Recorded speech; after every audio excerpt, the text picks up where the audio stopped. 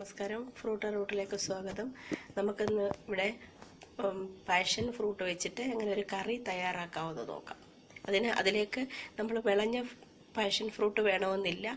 പൊട്ടായാലും വിളയുന്നതിന് മുമ്പുള്ളതൊക്കെ ആയാലും നല്ലതാണ്.